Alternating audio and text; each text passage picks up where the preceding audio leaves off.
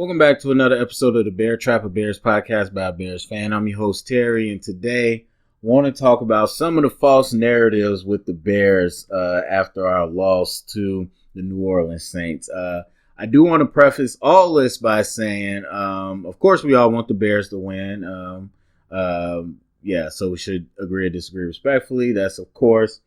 But I do want to preface this by saying that I am looking into getting the Game Pass soon so that I can get back to doing film reviews. I do think it just adds a lot of, quality to the content, and it adds, the visual representation that some fans need because they just don't believe it. But also still, would say if you like this content, please think about supporting financially and checking out the Patreon. But yes, that will be coming sometime this week where we'll actually go look at the plays and stuff on the film. And so, be on the lookout for that. But even before we get to that, I'm going to talk about some things that a lot of Bears fans are talking about online and, on the radio and all that different stuff. And some of the things that I consider false narratives, and then we'll kind of reconvene with video and kind of look at it. But number one, I think that everybody's kind of talking about the offense, rightfully so. If you ever wondered why quarterbacks get pushed up every year in the draft, if you ever wonder why they make so much money and they get all the blame and all the praise, the Bears fans can see that up close and personal. Because I hear so many people say how trash the offense is, and I've contended and I continue to say that we're not trash. Absolutely not. I think our skill positions, and I forgot which commentator mentioned it before during the game, but I think our skill positions are top flight. I believe in Allen Robinson, and Trubisky forces him the ball, so we see him the most. But I absolutely believe in Anthony Miller, A-Bomb. Taylor Gabriel showed what he can do when, give him a chance. I believe Trey Burton is a matchup nightmare. I believe Shaheen, even he got to show you a little bit in the red zone. Again, people keep crying about Shaheen. I've told you 1,000 times. I've been doing this long enough to tell you it does not take a whole bunch at tight end to be good, besides having physical tools. And so I think he's good. I like Montgomery. Tariq Cohen, we could have a discussion about him. But I think our skill positions are great. And offensive line-wise, there's definitely some ups and downs. But I think we definitely have enough to put together a really good squad. It all comes down to the quarterback. It does not matter how well the routes are ran. It doesn't matter how much explosion a receiver has or a running back. If you can't get the ball to them, it doesn't matter. And that's why quarterbacks are so important. And not only in that play, but in the scheme of a game. If you aren't getting the ball and moving it and scoring, then you get down in points, and then the run game doesn't matter that much. And so I'll talk about the run game in a little bit, but that's the flow of the game.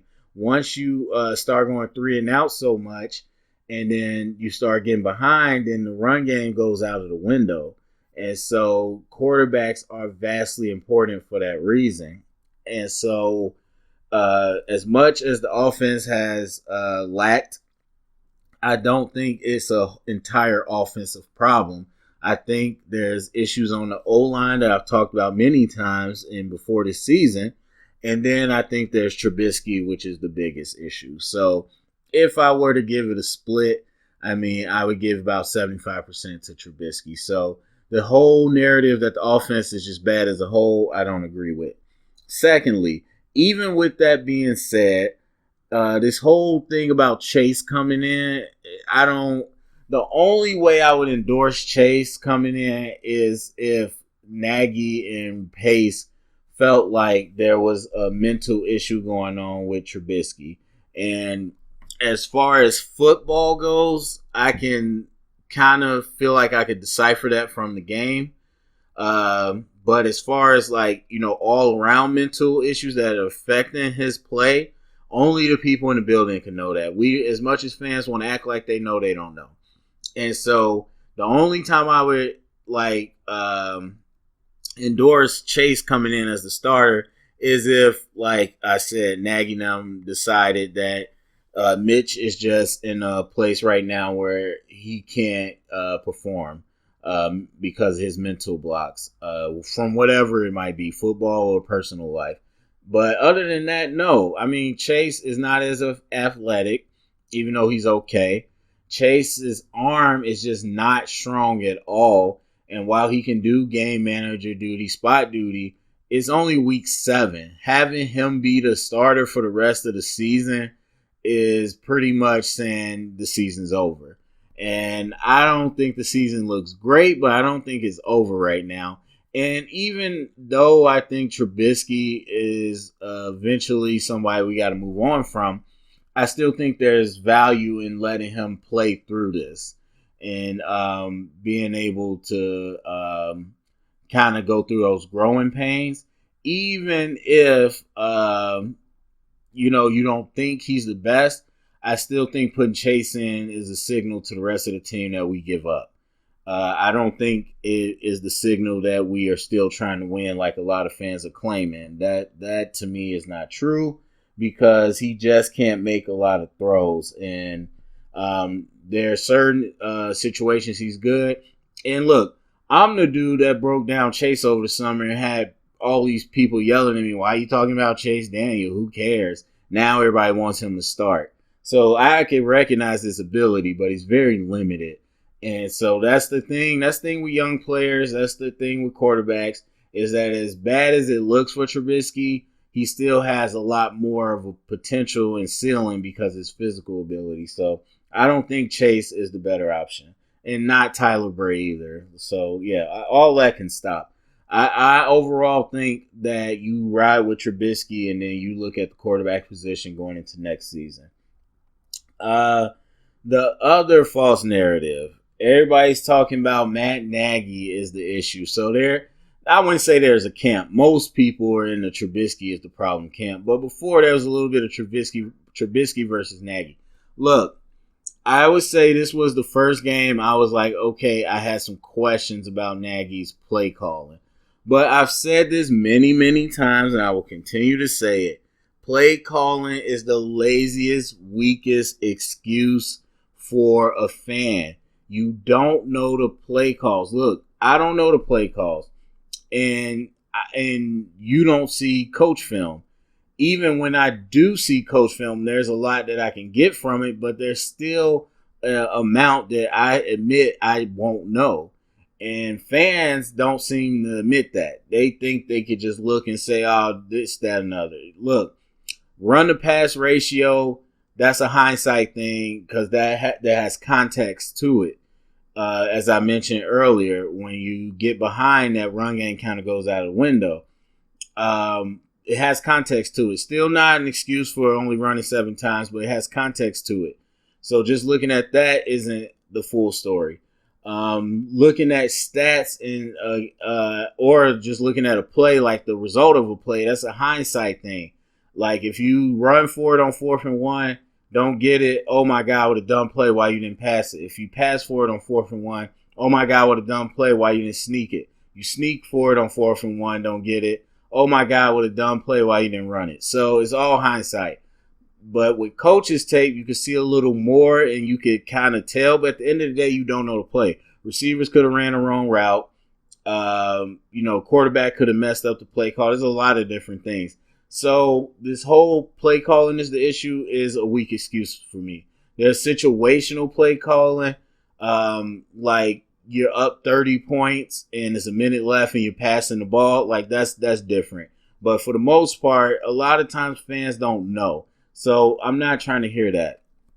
And then again, I already talked about our unit, the way we built the unit and the schemes we're doing.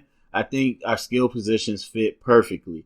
The one thing I will say with Nagy is that our run game, our run scheme should be changed. And I've said this many times for the last few weeks. With our personnel, we don't fit the type of runs they're trying to do. That tight zone out of the shotgun, some of the power plays we run, that's just not us. And we're not moving people off the ball. We need to be more of a stretch zone type team. And with Mitch's athletic ability, that makes the boots off of that even better. So there's that.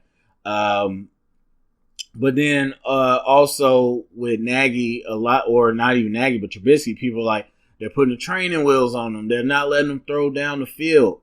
I don't know how many times I can say this. That is not the coach's job. The coach calls the plays. The quarterback decides where to throw. And this is again why I talk about coach film, all 22 film. You see where he chose to throw. He chose to keep dumping it off to Tariq Cohen. That doesn't mean that there were other people open.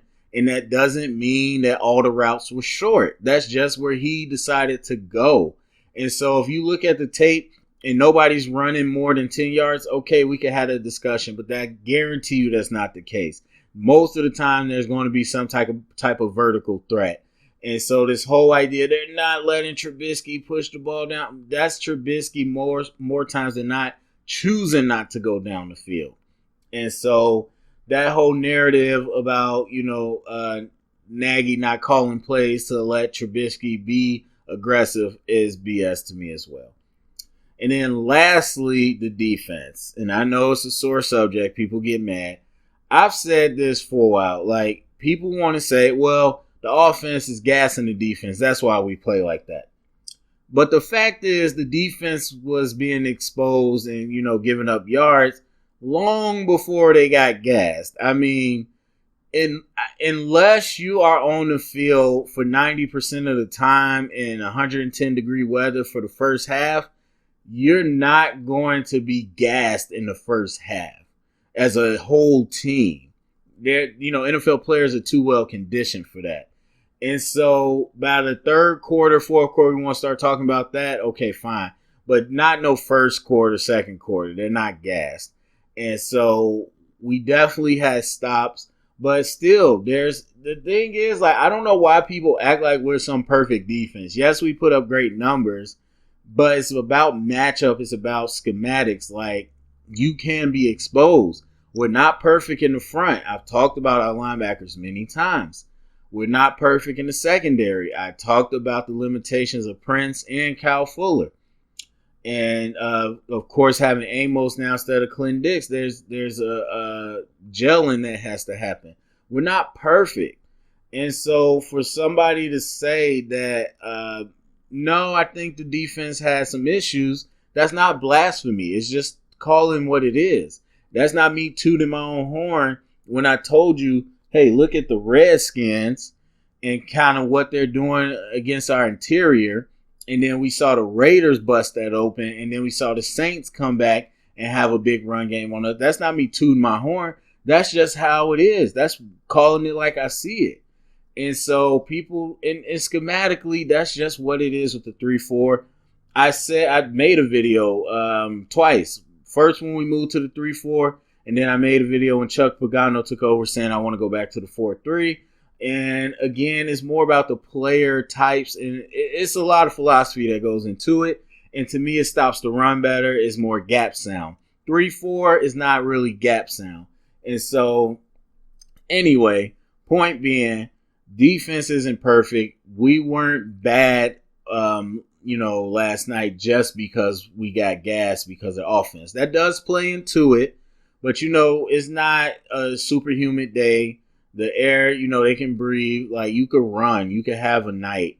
And at the end of the day, it was Teddy Bridgewater, not Drew Brees. It was Latavius Murray, not Alvin Kamara. It was a host of tight ends, not even their starter. And so, I mean, look, I'm not going to sit here and make a bunch of excuses for the defense. Still a great defense. Great. Top 10 defense. Hear me. Top 10. But I still think there's some things we could tweak. So those are the false narratives I see. And again, we'll bounce back hopefully with some film later this week. So that should be exciting. So anyway, go down comment section. Tell me what you think about all that. Share it around. Get the conversation started. Thumbs up, subscribe, share it around. Check out the Patreon. Remember, stay up and bear down.